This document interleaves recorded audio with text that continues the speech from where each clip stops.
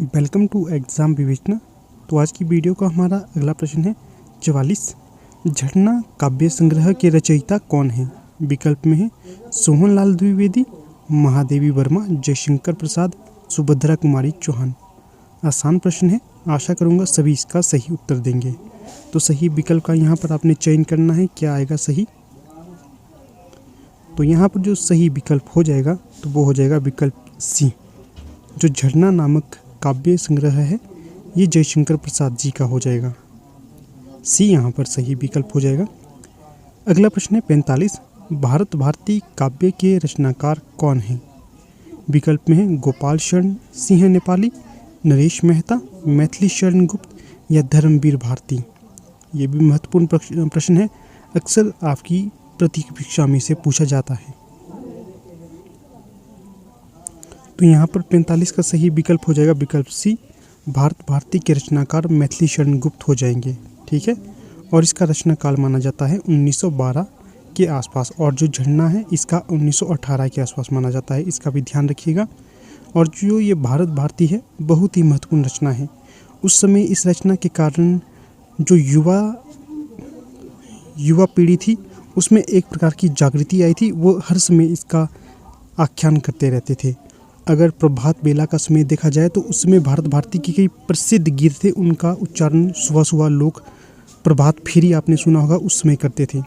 शायद आपको इसका उतना नॉलेज नहीं होगा। जब हम छोटे थे तो मैंने बहुत समय तक लोगों को इसका गायन करते हुए सुना था। सुबह सुबह ये समय होता था आपका 5 या 6 बजे के आसपास, तो एक मंडली होती थी, तो भारत भारती के गीत उस समय प्रभात फेरी में गाए जाते थे। बहुत सुंदर होता था दोस्तों उस समय।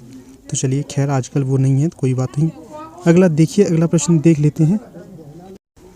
अगला प्रश्न है यहाँ पर 46। इसमें पूछा गया है दोहा कोश के रचयिता कौन होंगे? विकल्प में है लुइपा, जोइंदू, सरहप्पा या कणहप्पा। तो 46 का सही विकल्प हो जाएगा विकल्प सी। जो सरहप्पा है ये दोहा कोश के रचयिता माने जाते हैं। अगर कभी आपसे ये प्रश्न पूछा जाए कि हिंदी का प्रथम सर्वमान्य कवि किसे माना जाता है, तो ये सरहप्पा ही होंगे। और जो सरहप्पा का संप्रदाय माना जाता है तो ये सिद्ध संप्रदाय माना जाता है। जो सहजयान संप्रदाय था सरहप्पा के द्वारा ही उसका प्रवर्तन किया गया था। बाकी जो लुइपा है, कणहप्पा है, ये भी सिद्ध संप्रदाय से संबंधित है। और जो जोइंदू है ये जो इनका समय वैसे तो 7वीं शताब्दी के आसपास माना जाता है, पर ये सर्वमान्य नहीं है, तो इसमें थोड़ा सा मतभेद रहता है लोगों में, ठीक है। चलिए अब अगला प्रश्न देख लेते हैं 47। पूछा गया है प्रेम सागर के रचनाकार कौन होंगे? विकल्प में है सदल मिश्र, उस्मान, लल्लू लाल या सुंदरदास। तो सही विकल्प का चयन करें। 47 का सही विकल्प क्या होगा? तो जो प्रेम सागर है ये लल्लू जी लाल की रचना मानी जाती है। सी यहाँ पर सही विकल्प हो जाएगा। जो सदल मिश्र, लल्लू लाल, इंशाअल्लाह खां, सदासुख लाल है, ये जो 4 विद्वान या लेखक थे, इन्होंने आरंभिक हिंदी के विकास में अपना महत्वपूर्ण योगदान दिया था। जो लल्लू लाल थे ये आपके फोर्ट विलियम कॉलेज में भी भाषा मुंशी के तौर पर कार्यरत थे, इसका भी ध्यान रखना है आपने। और जो प्रेम सागर है ये इनकी प्रमुख और प्रसिद्ध रचना मानी जाती है। चलिए अब अगला प्रश्न देख लेते हैं 48। इसमें पूछा गया है पंच परमेश्वर कहानी के लेखक हैं। बताना है कि जो पंच परमेश्वर है ये किस विधा की रचना है। पहले तो आपको इसका ध्यान रखना होगा। तो जो पंच परमेश्वर है ये कहानी विधा की रचना है, ठीक है। विधा कई बार पूछी जाती है आपकी टेट की परीक्षा में। और ये इसके लेखक कौन होंगे पंच परमेश्वर के? विकल्प में है रामधारी सिंह दिनकर, प्रेमचंद, मैथिली शरण गुप्त, सुमित्रा नंदन पंत।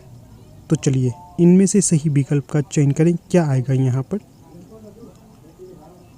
तो जो पंच परमेश्वर कहानी होगी इसके रचनाकार होंगे मुंशी प्रेमचंद। विकल्प यहाँ पर बी सही हो जाएगा।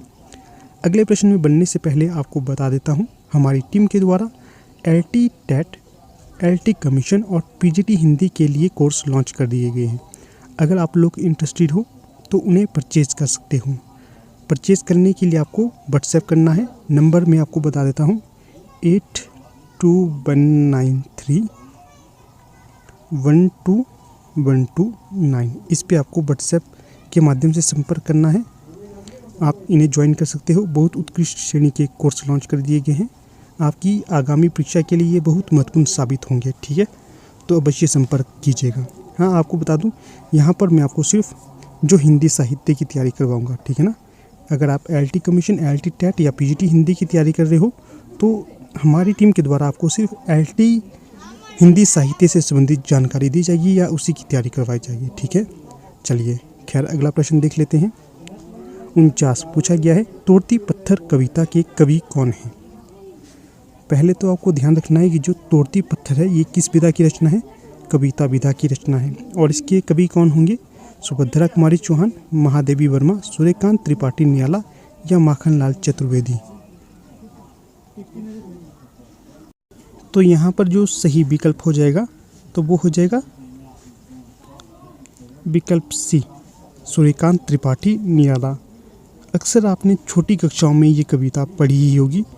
तो जो ये इस प्रकार की कविता है, इसमें पूछा जाता है कि जो वो तोड़ती पत्थर मैंने देखा उसे इलाहाबाद की सड़क पर, इस प्रकार की कुछ इसके बोल थे। बहुत सुंदर कविता थी, छोटे में हमने बहुत ज़्यादा इसे पढ़ा था।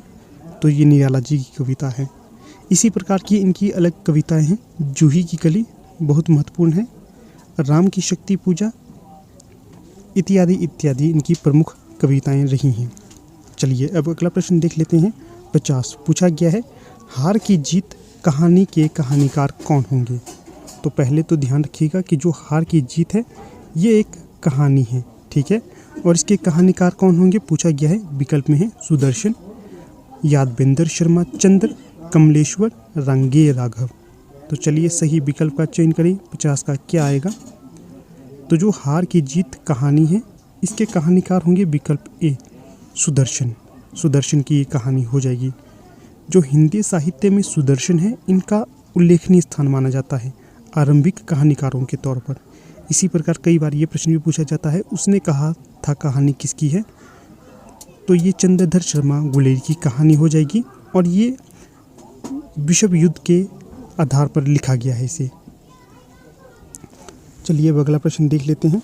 पूछा गया है 51, रानी केतकी की कहानी के रचयिता कौन हैं? विकल्प में है वृंदावन लाल वर्मा, किशोरी लाल गोस्वामी, माधवराव सप्रे, इंशा अल्लाह खां। तो सही विकल्प का यहाँ पर चयन करें, क्या आएगा? तो जो रानी केतकी की कहानी हो जाएगी तो ये विकल्प डी, इंशा अल्लाह खां की हो जाएगी। ठीक है, इसका ध्यान रखिएगा, महत्वपूर्ण हो जाएगा ये। तो जो इंशा अल्लाह है, इंशा अल्लाह खां, ये जो 4 स्तंभकार थे या जो हिंदी साहित्य के प्रारंभिक 4 आधार माने जाते हैं, इंशा अल्लाह खां उनमें से आते हैं। जो इंशा अल्लाह खां थे इन्होंने अपनी इस कहानी को बहुत सी भाषाओं से अलग रखा था, जैसे कि आपकी ब्रज भाषा हो गया, अवधी हो गया, विदेशी भाषा हो गई, इत्यादि भाषाओं से इन्होंने इसे भिन्न रखने की कोशिश करी थी। बाकी अगर यहाँ पर हम देखते हैं माधवराव सप्रे, तो इन्हें हिंदी साहित्य में प्रथम कहानीकार होने का सम्मान प्राप्त है। ठीक है ना। इनकी कहानी कौन सी है? एक टोकरी भर मिट्टी, बहुत महत्वपूर्ण कहानी है ये।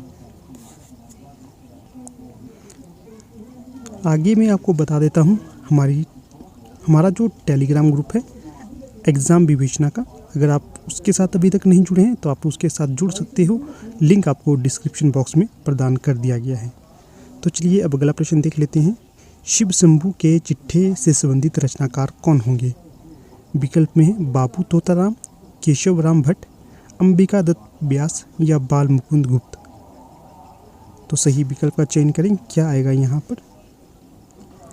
तो जो सही विकल्प हो जाएगा 52 का डी, बाल मुकुंद गुप्त की रचना हो जाएगी शिव शंभू के चिट्ठे। यह एक निबंध है। ठीक है, इसमें उन्होंने जो उस समय के जो अंग्रेज प्रशासनिक अधिकारी थे उनके ऊपर व्यंग्य किया है, किस प्रकार वो भारत में अपने अन्याय को सामान्य लोगों पर थोपते हैं। ठीक है, चलिए अब अगला प्रश्न देख लेते हैं। 53 रसिक प्रिया के रचयिता हैं।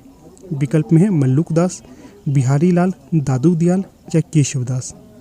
तो सही विकल्प का चयन करना है आपने। 53 का सही विकल्प क्या आएगा? तो जो रसिक प्रिया के रचयिता हो जाएंगे विकल्प डी, केशव दास हो जाएंगे वे। जो केशव दास है, बिहारी लाल है, ये दोनों ही आपके जो रीतिकाल है इसके प्रमुख कवि माने जाते हैं। इसका भी आपने ध्यान रखना है। बाकी जो मल्लुक दास और दादू दयाल हैं ये निर्गुण संप्रदाय के प्रवर्तक या कवियों के तौर पर जाने जाते हैं। अगला प्रश्न है 54, कुटुज के रचयिता कौन होंगे? विकल्प में है शांतिप्रिय द्विवेदी, हजारी प्रसाद द्विवेदी, कुबेरनाथ राय या विद्यानिवास मिश्र। तो सही विकल्प हो जाएगा 54 का कुटुज हो जाएगा निबंध हजारी प्रसाद द्विवेदी का। क्या है कुटुज? निबंध, ठीक है ना, निबंध है ये एक। और किसकी रचना होगी? हजारी प्रसाद द्विवेदी की। और जो नाखून क्यों बढ़ते हैं ये भी हजारी प्रसाद द्विवेदी की ही प्रसिद्ध निबंध रचना मानी जाती है। और जो यहाँ पर विद्यानिवास मिश्र हैं इनकी एक प्रसिद्ध निबंध संग्रह है, कौन सा है वो? तो वो है मेरे राम का मुकुट भीग रहा है। इसका भी ध्यान रखिएगा, ये भी महत्वपूर्ण हो जाएगा। अगला प्रश्न है 55, तो पूछा गया है आंसू काव्य के रचनाकार। रिपीटेड प्रश्न है। विकल्प में है सुमित्रा नंदन पंत, सूर्यकांत त्रिपाठी निराला, जयशंकर प्रसाद या मैथिली शरण गुप्त। तो 55 का सही विकल्प बताइए क्या होगा? तो जो आंसू है पहले तो ये याद रखना है, यह काव्य है, ठीक है ना। और इसके कौन होंगे रचनाकार? जयशंकर प्रसाद। सी यहाँ पर सही विकल्प हो जाएगा। कई बार आपसे परीक्षा में ये भी पूछा जाता है कि जो सुमित्रा नंदन पंत, सूर्यकांत त्रिपाठी निराला, जयशंकर प्रसाद और जो महादेवी वर्मा है ये किस बात से संबंधित रहे हैं? तो ये चारों ही छायावाद से संबंधित रहे हैं और इन्हें छायावाद का आधार स्तंभ भी माना जाता है। जो मैथिली शरण गुप्त है इनका संबंध रहा है आपका द्विवेदी काल से, ठीक है ना। और इनकी जो प्रसिद्ध रचना मानी जाती है भारत भारती, यशोधरा इत्यादि इनकी प्रसिद्ध रचनाएं हैं।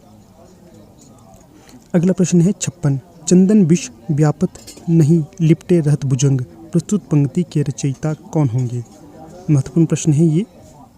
विकल्प में है सूरदास, कबीर, बिहारी या रहीम।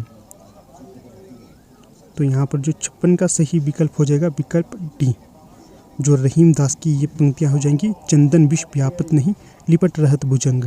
तो ये यहाँ पर डी सही विकल्प हो जाएगा। यहाँ पर देखिए जो सूरदास है ये होंगे कृष्ण भक्ति काव्य से संबंधित, और जो कबीरदास है निर्गुण भक्ति काव्य के अंतर्गत प्रवर्तक के तौर पर जाने जाते हैं। बिहारी दास रीतिकाल से संबंधित है और रहीम दास यह भी आपके भक्ति काल से ही संबंधित रहे हैं, ठीक है, इसका भी ध्यान रखिएगा। अगला प्रश्न यहाँ पर है 57, अमीय हलाहल मद भरे सेत श्याम रतनार, जियत मरत झुकी झुकी परत जेही चितवन एक बार। प्रस्तुत पंक्तियों के रचयिता कौन होंगे? विकल्प में है आलम, रसलीन, बिहारी या मतीराम। तो 57 का सही विकल्प बताइए क्या होगा? कौन इन पंक्तियों के रचनाकार होंगे? तो 57 का सही विकल्प यहाँ पर हो जाएगा बी, रसलीन। रसलीन की ये पंक्तियाँ हो जाएंगी, महत्वपूर्ण है, अक्सर परीक्षाओं में ये पंक्ति पूछी जाती है, ठीक है। और दोस्तों वीडियो को ज़्यादा से ज़्यादा लाइक, शेयर और चैनल को सब्सक्राइब अवश्य कीजिएगा, ठीक है ना। आपका एक छोटा सा कदम हमारे लिए मोटिवेशन का काम करता है, निरंतर मेहनत करने की और हमें अग्रसर करते हैं आपके छोटे छोटे प्रयास। तो आपको वीडियो को ज़्यादा से ज़्यादा लाइक करना है, शेयर करना है और चैनल को सब्सक्राइब भी करना है, ठीक है। चलिए अब अगला प्रश्न देख लेते हैं 58। तो इसमें पूछा गया है जब जब होए धर्म की हानि, बाड़े असुर अदम अभिमानी। प्रस्तुत पंक्ति के रचनाकार कौन होंगे? विकल्प में है रसखान, तुलसी, बिहारी या कबीरदास। तो चलिए सही विकल्प का चयन करें, क्या आएगा यहाँ पर? तो जो सही विकल्प हो जाएगा प्रस्तुत पंक्तियों का, तो ये तुलसीदास जी हो जाएंगे। तुलसीदास जी ने ये पंक्तियाँ कही हैं कि जब जब धर्म की हानि होने लगती है, असुर बढ़ने लगते हैं, तो एक भगवान का अवतार पृथ्वी पर आ जाता है इन सभी का नाश करने के लिए। अगला प्रश्न है परहित सरसी धर्म नाही भाई, पर पीड़ा सम नहीं अदमाई। प्रस्तुत पंक्ति किसकी है? विकल्प में है रसखान, तुलसीदास, बिहारी या मीरा। तो 59 का सही विकल्प बताना है आपने, क्या होगा यहाँ पर? तो ये हो जाएंगे विकल्प तुलसीदास की ही ये पंक्ति हो जाएगी, इसका भी ध्यान रखिएगा। अगला प्रश्न है 60, रक्त है या है नसों में क्षुद्र पानी, जांच कर तू शीश देकर जवानी। प्रस्तुत पंक्तियों के रचनाकार कौन होंगे? विकल्प में है माखनलाल चतुर्वेदी, रामधारी सिंह दिनकर, बालकृष्ण शर्मा नवीन, सुभद्रा कुमारी चौहान। तो 60 का सही विकल्प बताइए क्या होगा। तो यहाँ पर 60 का सही विकल्प हो जाएगा विकल्प ए, माखनलाल चतुर्वेदी की ये रचनाएं या पंक्ति हो जाएगी।